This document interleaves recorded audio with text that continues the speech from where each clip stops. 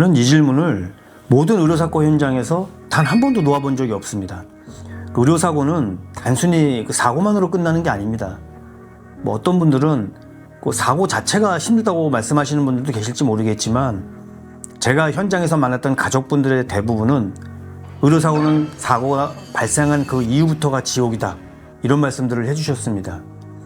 다시 말해서 의료사고의 진실, 의료사고의 사실을 찾아가는 과정이 너무 힘들다는 거고요.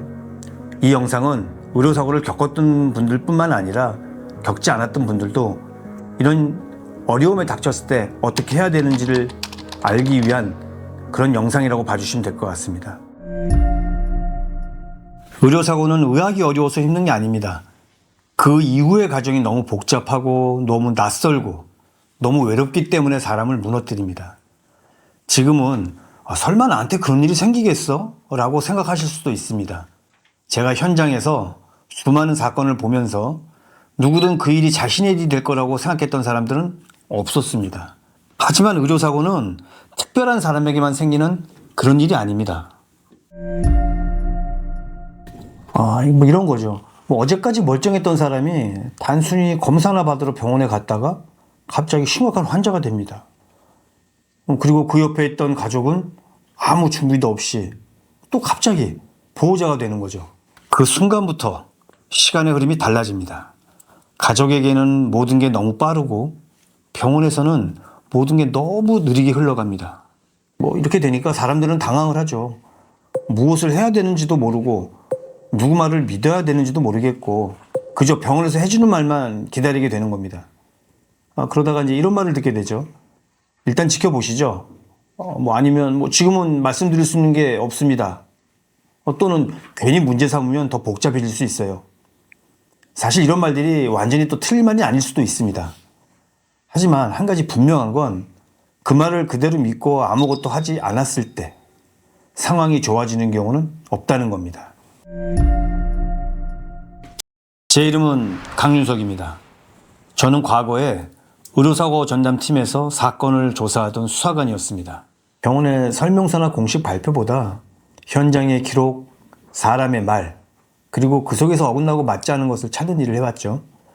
그 일을 하면서 정말 많은 의료사고 현장을 봐왔고 그만큼 많은 가족들을 만났었습니다. 그 과정에서 확실하게 알게 된 사실이 하나 있습니다.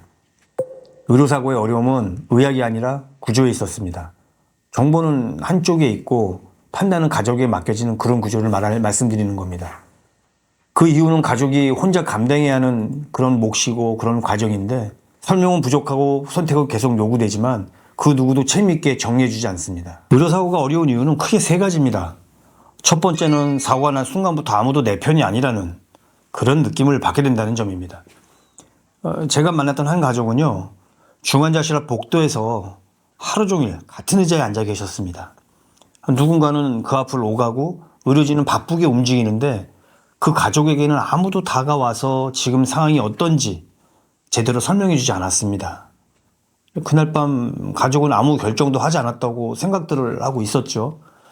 근데 나중에 기록을 보니까 이미 중요한 판단은 그날 다 끝나 있었습니다. 가족이 모르는 사이에 말입니다.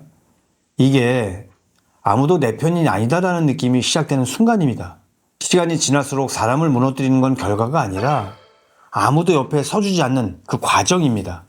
두 번째는 무엇을 해야 하는지 아무도 정확하게 알려주지 않는다는 점입니다. 어떤 기록을 남겨야 하는지, 어떤 말을 하지 말아야 하는지, 지금 질문을 해야 되는 게 맞는지, 아니면 조용히 기다려야 하는 건지, 이런 것들은 그 누구도 먼저 설명을 해주지 않습니다. 그래서 많은 분들이 사건이 한참 지나고 나서야 이런 말씀들을 하십니다. 그때는 그게 그렇게 중요한 일인 줄 몰랐어. 제가 기억하는 한 분은 나중에 저에게 이런 말도 하셨습니다.